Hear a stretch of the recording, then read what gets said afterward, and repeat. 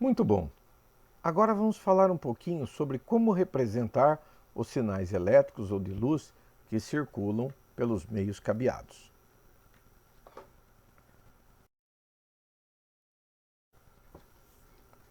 Bom, a comunicação. Então agora nós estamos num nível mais abaixo. Nós estamos entendendo como que os elementos cabeados circulam os dados.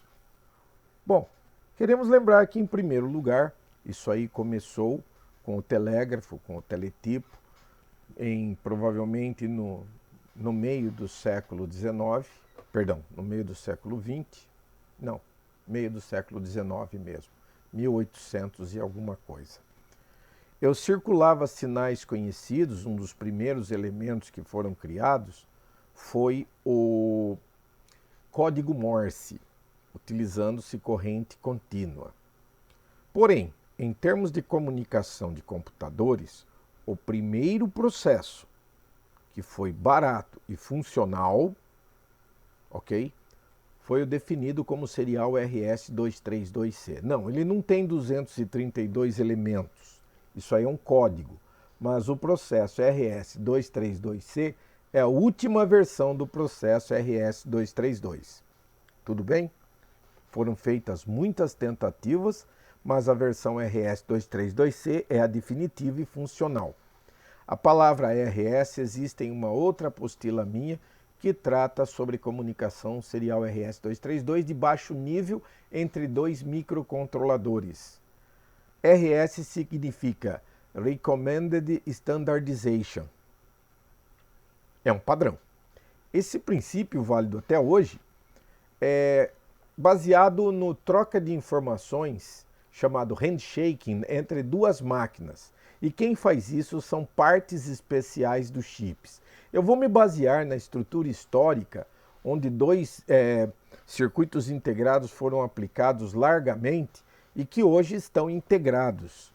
Vamos falar então para você entender o protocolo conjunto. Isso aqui é estrutural. Então vamos lá, dentro de um computador existe a CPU e ela não faz parte da placa de comunicação. A placa de comunicação, ela é uma área separada, mesmo no caso de motherboards on-board. Tudo bem? Então é o seguinte, aqui você imagina sistema 1, sistema 2, os dois têm placas de comunicação e 3 fios são interligados através deles, um para transmissão, o outro para recepção e um terra comum. E aqui o que nós enxergamos é um sistema de interrupção, ou seja, quando um dado é transmitido para cá, estes chips cuidam da troca de informações. Porém, quando o pacote chega aqui, ele precisa solicitar por meio de interrupção que a CPU venha na placa de comunicação recolher o byte recebido. Vamos detalhar um pouquinho melhor? Então dá uma espiada aqui, ó. Então eu tenho um chip 1488 para recepção, um chip 1489 para transmissão, um circuito integrado dedicado 8251 para processar a comunicação e finalmente uma base de dados comum com trilhas em comum para passar para a CPU.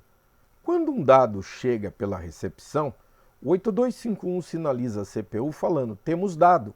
A CPU pega e recolhe esses dados através dos fios da base de dados, do databus.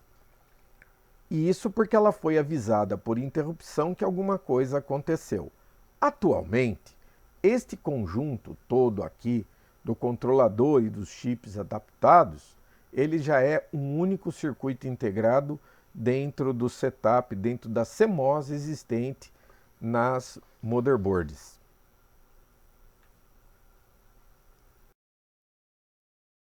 Professor, como que os dados circulam dentro do cabo?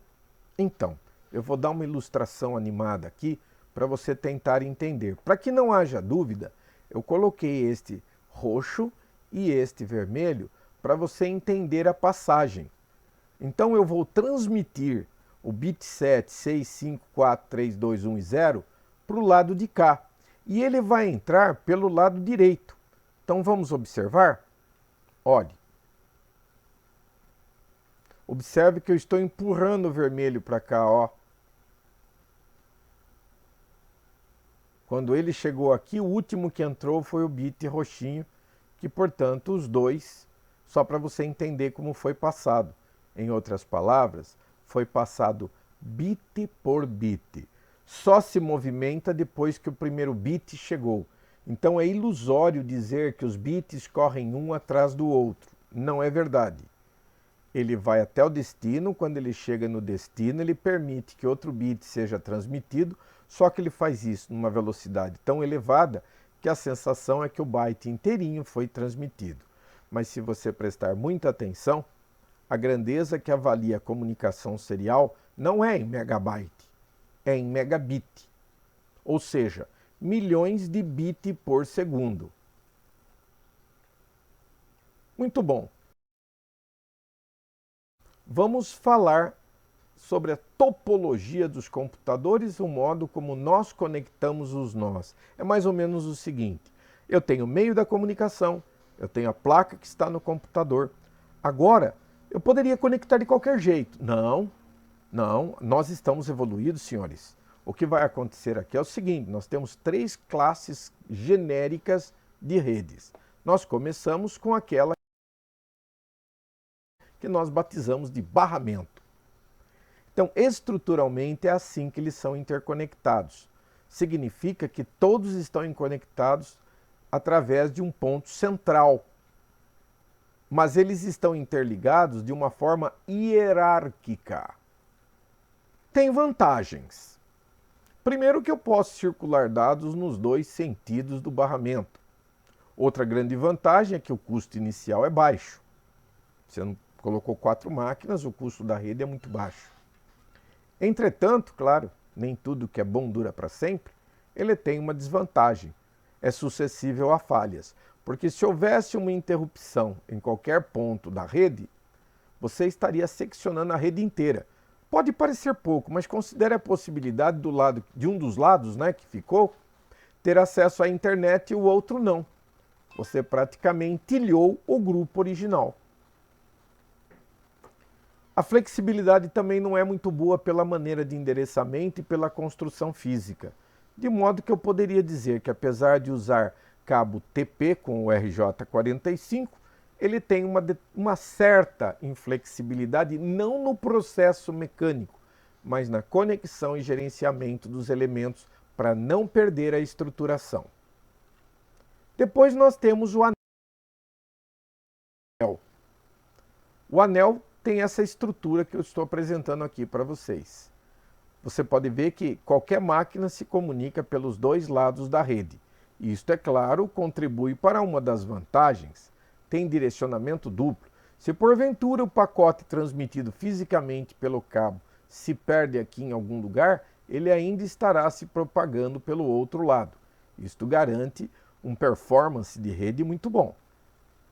Ele pode ir de um lado ou pode ir do outro. Existe também a condição que permite, por conta da construção, redundância de anéis. Eu vou sobrepor uma rede diferente só para você ver. Considere este ponto daqui, que pertence a esta rede. Bom, ele também pode pertencer a uma outra rede de anel. Então, o ponto do anel daqui também pode ser o ponto dos anéis de cá. Muito interessante isso daí. Tudo bem claro, também tem desvantagens. São poucas, mas tem. Uma delas é a suscetibilidade às falhas. Ou seja, se por alguma razão este nó se perdeu, por alguma razão técnica, o que for, caiu o computador no chão, esta rede está segmentada, a rede de cá está segmentada e os dados daqui para cá não se comunicam. E devido à complexidade média dessa arquitetura, nós temos problemas do tipo: este indivíduo daqui, ele não é muito flexível. Retirar ele significa segmentar os 2 anéis. Então, ele tem uma relativa inflexibilidade na inclusão e exclusão de novos nós. E por fim, nós temos o terceiro modelo, que é a estrela. A estrela, por sua vez, senhores, ela tem é a mais comum, a mais popular, e nós temos um concentrador no núcleo da estrela.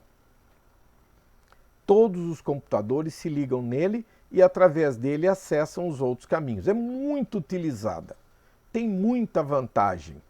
É fácil de incluir uma nova estação, o investimento é baixo, seja em médio ou longo prazo. Claro, nem tudo que reluz é ouro, ele também apresenta desvantagens. Por exemplo, centralização excessiva. Veja, este é o concentrador de cabos. Se acidentalmente chover em cima dele, ele entra em curto. Um único local ocasionou a paralisação full de toda a rede. Professor, mesmo assim ela é bastante utilizada? Provavelmente é a mais utilizada. Aliás, a IBM gosta muito dela. Quando se usa um servidor, é o caso da rede client-server, é assim que você pode enxergar esta rede. Então nós temos um concentrador de cabos, tá ok? E a distribuição funciona deste modo. Todos eles estão ligados a um servidor. Não pode conectar no servidor, mas o servidor está conectado no mesmo conjunto que junta os cabos, no mesmo concentrador de cabos. E a partir daí vai acontecer um fenômeno muito simples. Tudo que é enviado pelo cabo chega primeiro no servidor e por software ele decide qual é a ação que ele deva fazer.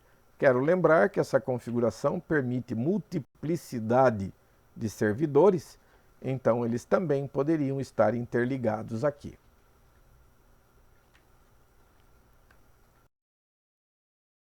Vamos falar um pouco agora sobre a arquitetura da rede. Na verdade, senhores, basicamente temos a Ethernet e a Token Ring.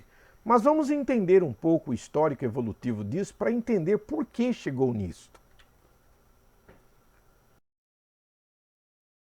Tudo começou com a ArcNet nos anos 70. Foi criado pela DataPoint Corporation a primeira rede de computadores. Era uma rede de baixo custo, com instalação e expansão fáceis. Primeira ideia de rede que apareceu. Eu quero lembrar aos senhores aqui que o computador de 16 bits, o PC clássico criado pela IBM, é nativo de agosto de 1981. Isto significa que nós estamos falando de uma época, 1970, em que os computadores ainda eram bastante primitivos e a grande maioria deles trabalhava com 8 bits, do qual se popularizou o Z80 e o 8085. Então isso era o ambiente que nós tínhamos. Então a rede foi criada para computadores de baixo desempenho. E isso tem um preço a ser pago. Bom, ele pode ser configurado, essa rede, com topologia estrela ou barramento. Na verdade, ele alega que a tese diz que ele pode usar até 255 estações, mas tem uma ressalva. A partir de 50 estações, devido à velocidade dele e dos processadores da época, infelizmente era muito baixa. Com 50 estações, o ambiente já se tornava inacessível. A velocidade máxima de trabalho dele é 2.5 megabit. Nós estávamos agora há pouco falando sobre gigabit. Giga, bilhão. Nós estamos em uma velocidade muito baixa. Mas ela começou com passagem de uma senha. É mais ou menos assim. Nós vamos explicar um pouquinho mais para frente, porque foi a mesma tecnologia utilizada pela IBM na Token Ring.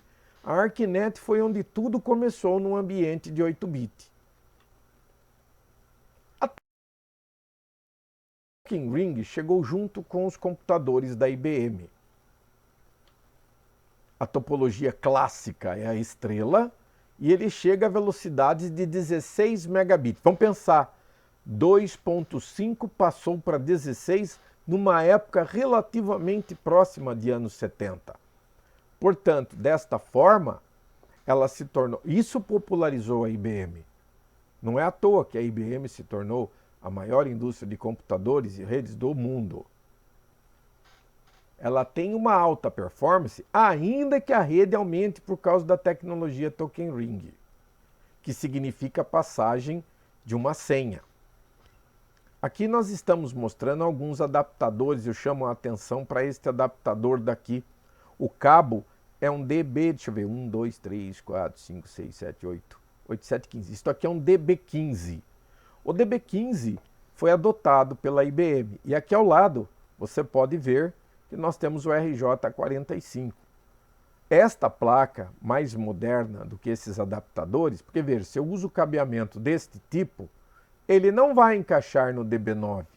Então aí eu preciso entrar com o DB15 aqui, sai com o RJ45 aqui e entra na placa do computador. Isso aqui é externo ao computador. Vou dar um detalhamento um pouco mais legal sobre o Token Ring. Aqui os computadores estão interligados. Então, este computador vai soltar um trem de dados, databus. Esses 8 bits vão passear pela rede. Significa que este computador vai ler, este computador vai ler, e o outro, e o outro, e o outro. Porém, ele traz o endereço do destinatário que este indivíduo queria acessar, de modo que quando os dados são lidos por todos, ele vê que o pacote não é dele e joga fora, ao passo que este recolhe a informação e processa. Só que tem uma coisa, a ideia do Token Ring, que é a senha, é o seguinte, o bus de dados carrega toda a informação e uma chave mestre. Quando ele prossegue, nós chamamos ela de token, ele deixou o token para esta máquina. Sabe qual é o significado disso? O próximo a usar o barramento das informações é esta máquina. E ela vai mandar para a resposta, vai mandar para alguém, e esse alguém vai pegar o token e assim por diante. Isto garante que somente um usuário de cada vez acessa o cabo de barramentos. Isso faz toda a diferença, porque não existem choques de dados. Só existe uma máquina por vez acessando a internet, acessando os aplicativos e utilizando o cabo. Anos depois, porém, surgiu a Ethernet, porque só existia da IBM. A Ethernet foi uma joint venture criada em 1975 entre a Xerox, a Intel e a Digital. E eles apresentaram. Tem bastante detalhamento aqui, mas eu estou evitando nesse momento de entrar em muito detalhamento. Vamos em frente. O protocolo de comunicação no ambiente Ethernet original era o DIX. Não é uma coincidência, eles chamaram a especificação do protocolo deles de DIX porque é Digital, Intel e Xerox. Legal, né? Criativo. Então o pacote de dados dele, onde eu estou detalhando aqui, mas tudo bem, porque este pacote já foi, vamos dizer assim, tornado obsoleto, ou pelo menos ele é exclusivamente nativo de uma rede Ethernet, mais nada, porque o protocolo TCP/IP tomou o mercado e nunca mais saiu. Em 1985, quer dizer, 5 anos depois, a Ethernet foi normatizada. Ela passou a fazer parte do Instituto de Engenharia Elétrica Europeu com a norma 802.3. A topologia dela não é como a da Token Ring. Ela é topologia de barramento, enquanto a Token Ring é estrela. A velocidade, porém, 10 megabits, de modo que não há problema quanto a isto. Ela tem uma velocidade tão boa quase quanto a IBM no seu lançamento. A placa, por sua vez, só trabalha com o RJ45. Ok?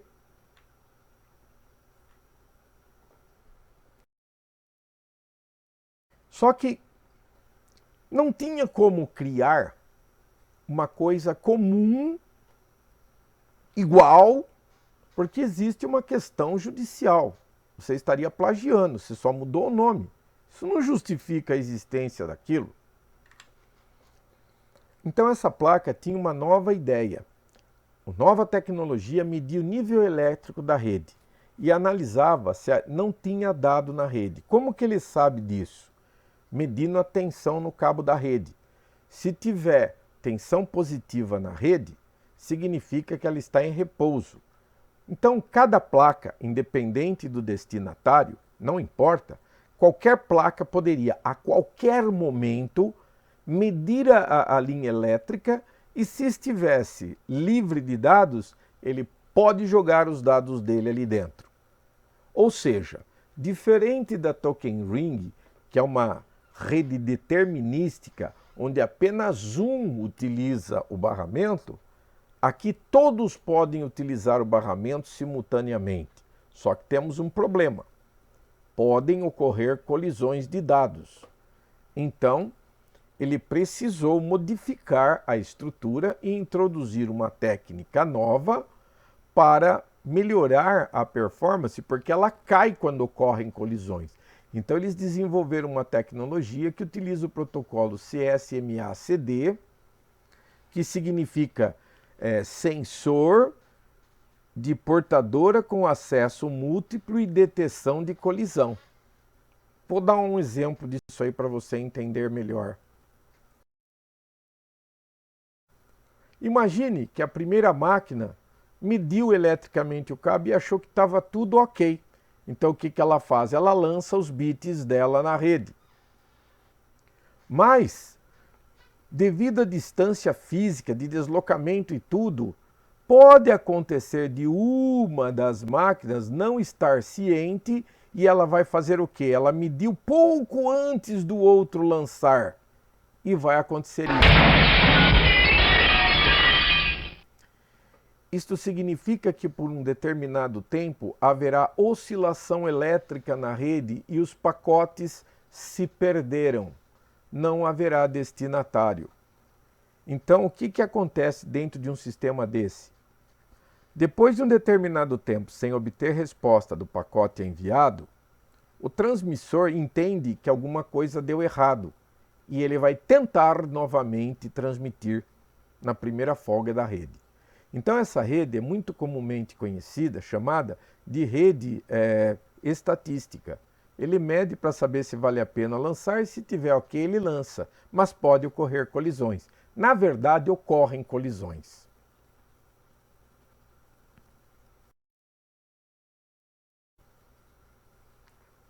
Para resolver alguns problemas, é preciso padronizar o formato dos bits. É mais ou menos dizer assim: os bits estarão se deslocando. Quando eles chegam no destinatário, eles são recompostos e nós vamos ver o que você me mandou. Então vamos dar uma espiadinha no pacote da Ethernet. Olha que interessante. E ele tem vários elementos que formam o cabeçalho. Quer dizer, para mim transportar uma informação, eu tenho que mandar uma cadeia deste tamanho. Tem vários bits em cada conjunto e eles são nomenclaturados. Então vamos lá. Nós temos alguns bits de identidade, alguns bytes de comprimento, tipo, são informações, ou seja, quando um pacote deste é recuperado no destinatário, ele vai avaliar tudo o que é necessário para ele saber se é com ele o processo. Então ele pode transportar de 46 até 1500 bytes, ele informa nesse espaço aqui o tamanho do pacote, né? Então nós temos aqui com 6 bytes, quer dizer, isso aqui não é apenas um bit, são 6 bytes com o endereço do destinatário. Aqui é o endereço de quem enviou, porque o pacote precisa ser respondido e eu tenho que saber quem que me mandou. Aqui é o tamanho consome 2 bytes. Só lembrando aqui, senhores, 2 bytes são 16 bits, portanto, como ele representa o tamanho, pode ser qualquer valor entre 0 e 65.535. Folgado o suficiente para transmitir os bytes da informação. E, finalmente, nós temos um último byte que serve de referência para garantir a integridade do pacote todo. Quando se estuda estruturas de menor porte, fica mais fácil compreender. Também existe material sobre isso no meu site. De um modo ou de outro, os pacotes atuais eles obedecem ao modelo OSI. O modelo OSI é um modelo criado dentro da ISO, portanto é um padrão internacional.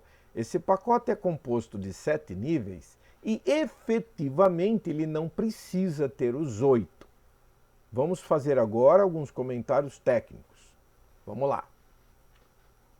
Então está aqui o meu transmissor. E ele pretende mandar esses dados, desse tamanho que você está vendo aí. E ele tem o receptor como destinatário. Como que acontece dentro dos pacotes? Então, no nível mais alto, esses dados vão receber uma identidade.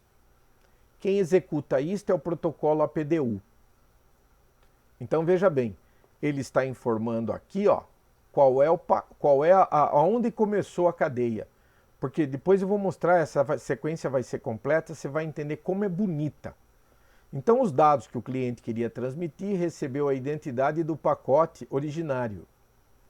Aí, então, ele passa para o próximo pacote, que agrega o valor ou identidade dele, e quem processa isso daqui é o PPDU, é outro protocolo de software. Passa para o nível 5, que encaixa o seu identificador, e quem cuida disso é o SPDU. Finalmente, ele vai para o nível 4, que faz a mesma coisa, porém, como são níveis diferentes, como eu vou mostrar posteriormente, o protocolo TPDU é quem faz a reconstrução. Então veja, os dados continuam firme e forte. Finalmente, vamos para o nível 3, que é o NPDU, que também agrega um informativo de que ele foi utilizado. Passamos para o nível 2, que agrega também a identidade dele no começo e no fim, é o DLPDU. E o nível 1 é diferente dos outros níveis, senhores, porque é o nível de placa. Ele não agrega valor necessariamente. Na realidade, ele é em si o protocolo, porque conforme o tipo de tecnologia, eu preciso informar isso daí também. Então agora ele recebeu mais um informativo e o identificador do bloco. Isto é transmitido deste modo. Uma onda que transmite zeros e uns. Quando ele chega no destinatário, então está aqui as camadas, ele vai entrar pela camada mais baixa, que é a camada física. Então o pacote chega aqui. Quando ele olha isso daqui, ele vai remover esta parte, o E e o 1. E observou que, na verdade, o 2 é o dado que deveria estar ali em cima. Então ele passou para a camada de cima. Isso aqui são camadas de software, gente. Tente imaginar várias camadas, são conjuntos de códigos responsáveis pelo processamento. Aí então, o que acontece? No bloco 2 ele remove os bytes identificadores do processamento 2 e vamos para o terceiro nível. Lá ele já está quase resgatando. O terceiro nível remove os bytes indicativos do nível e passa para a camada posterior. Lá em cima, a camada posterior remove o marcador 4 e continua nesse processo até chegar no último nível, onde finalmente os dados são recuperados e passados para o transmissor. Perdão, para o receptor. Olha que interessante. Vamos comentar um pouquinho, só para a gente entender o que é cada uma das camadas. Então vamos lá. Lá em cima, na aplicação, é a camada mais alta, é onde rola todo o software. Aplicação para mim, por exemplo, Word, Excel, PowerPoint, navegadores, qualquer tipo de software é a camada da aplicação. São serviços e protocolos.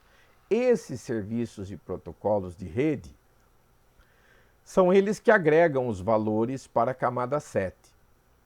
O que é a camada de apresentação? Esta camada vai formatar os dados para darem prosseguimento. Esses protocolos são, por exemplo, o ASCII, o IPG, o TLS, tem muitos protocolos trabalhando. Aí então o resultado é apresentado para a seção 5, que ela tem que iniciar ou encerrar conexões de rede. Então ela agrega mais referenciais. O transporte, por sua vez, vai acrescentar comunicação para os dispositivos finais, utilizando estes protocolos. Finalmente, desceu para o nível mais baixo, eu vou colocar o roteamento de pacotes entre o dispositivo de origem e destino. É o IP. Esse é o IP do TCP/IP. Então, finalmente, aliás, veja que o transporte é que monta o protocolo TCP. Aqui ele recebe o IP, mais códigos de ambiente de rede. Aqui nós estamos no nível de enlace de dados. Eu quero controlar como que os bits vão chegar até a placa de comunicação. Quem cuida disso são estes protocolos daqui. Finalmente cheguei nas placas. Aí depende da placa, o código vai ser adaptado para cada um desses caras e segue adiante.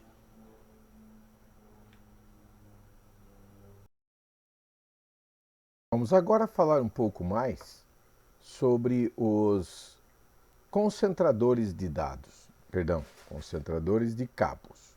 Nós temos dois padrões, hub e switch. E o hub chegou primeiro que o switch. É o nome técnico deles. Vamos falar sobre um hub. Então, este aparelho apenas interliga os computadores da forma a qual você pretende ligar eles. Então, por exemplo, pode estar configurado com barramento interno e quando os cabos dos terminais são colocados aqui, ele interliga conforme foi planejado. Ele serve para conexões com RJ45 e ele tem pouco processamento. Na verdade, ele só é capaz de regenerar eletricamente os sinais elétricos que chegam ali.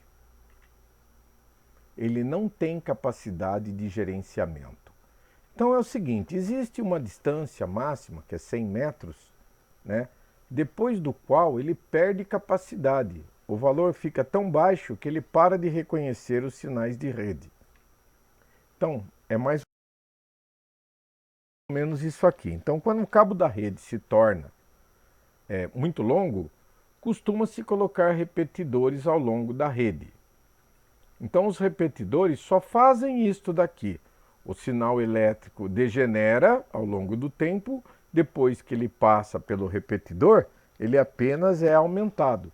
Mas o repetidor não é capaz de saber do que se trata. Ele não sabe se tem protocolo, é bits zeros e uns, ele só corrige eletricamente esses níveis. O switch, por sua vez, já é mais inteligente. Ele faz mais do que isso. Por esse motivo, ele tem alimentação própria. O hub não tem. O switch tem muito mais capacidade de operação. É um sistema bastante eficiente. Basicamente, ele libera o tráfego dos dados, acabando com o congestionamento, que os hubs não fazem. Na verdade, o que tem acontecido e que chegou no que chegou hoje é o seguinte. O passar do tempo fez com que o custo de um hub e de um switch, que é melhor, ele também é concentrador de cabos, mas ele é inteligente. O passar do tempo acabou definindo os tempos de custo. Então vamos lá. O hub era muito barato, o switch era muito caro, o passar dos anos equiparou os preços. Desta forma, o hub se tornou descartável. Ele não é. Na hora de comprar, o switch é muito melhor. Então, o switch se tornou um modo permanente de trabalhar com concentração de cabo. Entretanto, quero lembrar que ele não tem inteligência, ou seja, não tem processamento de informações dentro dele.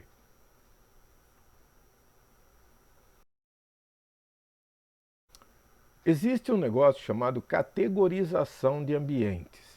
Então, o nome que nós estamos estudando, hub, é apenas um concentrador de cabos e não possui nada, exceto correção de nível elétrico. Os switches podem executar alguns poucos serviços de hardware e são mais inteligentes, evitam sobrecarga de tráfego que o hub não consegue. Mas e se eu tivesse mais problemas de rede, o que não é raro? Vamos dar uma olhadinha nos comutadores inteligentes. Então vamos lá. Vou apresentar para vocês o bridge. Bridge em inglês é ponte. Então vamos analisar aqui este processo que nós temos. Olha só que interessante. Este daqui é o dispositivo. Este já é dotado de inteligência, então ele pode fazer processamento. É um computador. Então imaginemos que nós temos uma rede que fala o protocolo Ethernet e outra rede que também fala o protocolo Internet. Só que, eletricamente, eles são parecidos, mas a faixa de endereçamento é diferente. Então, se você tem um dispositivo com apenas um cartão, eu só consigo reconhecer um tipo de rede. Então, o bridge é mais interessante, porque eu posso alterar o cartão aqui e fazer com que ele reconheça outros tipos de tecnologia. Isso daí não é comum. O switch e o hub não fazem esse tipo de serviço de conversão de protocolos. Por exemplo, ele trabalha no nível de enlace, quer dizer, na camada de enlace, se eu muito não me engano, deve ser a camada 4 ou 5, e ele não afeta o protocolo. O formato do pacote não é alterado aqui ou aqui, mas ele consegue comutar os dois. Essa é a grande diferença por causa dos cartões diferenciados. Um exemplo de aplicação disso é, por exemplo, se você resolvesse fazer com que o lado de cá fosse uma rede FDDI e não uma rede Ethernet. Então você apenas substituiria esse cartão daqui por um cartão FDDI. O detalhe, o que é FDDI? Vamos lá. É aquela que usa padrão de fibra ótica. Então estou usando um cartão elétrico com um cartão de luz. Entenderam mais ou menos a diferença? Então é muito interessante. Então o bridge é responsável, por exemplo, olha esse caso aqui. Eu tenho de um lado, conversando com o aparelho, um sinal de rádio da internet. Do lado de cá é cabeado. Este computador não consegue acessar aqui, mas através de um bridge ele consegue. Então o bridge faz a função de ponte. Existe também o aparelho denominado roteador. Nós temos o router. Ele consegue encontrar rotas alternativas para um pacote que ele recebeu. Ele direciona esse pacote para outros roteadores que tenham na rede, a fim de localizar o destinatário. Deste modo, ele tem controle da rede, que os outros não têm. Detalhe curioso, um router pode receber vários cabos da mesma forma que um concentrador? Não. Ele é um aparelho diferente, é inteligente, é quase um computador, quando não é um computador, ok? E, portanto, não é um elemento comum. Não se usa roteador para centralizar cabos. Quando é esse o caso, você centraliza os cabos em, por exemplo, um switch e liga um switch no router. Ele faz a otimização e melhora a eficiência da rede de comunicação e aplica a ela uma certa segurança a mais. É a garantia de que os pacotes chegarão ao destinatário. E a flexibilidade dele é muito interessante, porque você pode readaptá-lo ao longo do tempo. Entretanto, a instalação é bastante complexa, não é um negócio simples. No nosso curso, nós faremos atividades de instalação de roteador. Ele não é transparente ao protocolo, ou seja, o sinal que está conectado nele, tendo um protocolo pré-estabelecido, protocolos são as regras de comunicação. Ele entende essas regras, então ele apenas não é um mexedor de bit, ele sabe o que ele está fazendo. E, consequentemente, ele suporta melhor qualquer tipo de expansão que a rede faça, porque ele vai checando periodicamente a existência de alternativos e consegue recondicionar os dados. Dada essa capacidade dele, ele, além de tudo, tem capacidade para fazer a segmentação de uma rede.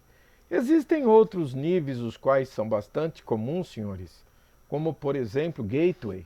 Eu tenho poupado esse conjunto aqui devido à procura por aplicações menores, como, por exemplo, redes de computadores LAN de pequeno porte, comunicação com microcontroladores, protocolos para rede industrial. Então eu removi algumas coisas e me afastei um pouco de TI. Peço a compreensão dos amigos aqui, porque o universo tem sofrido muitas modificações e eu não estou fazendo nada diferente, além de estar acompanhando essas mudanças.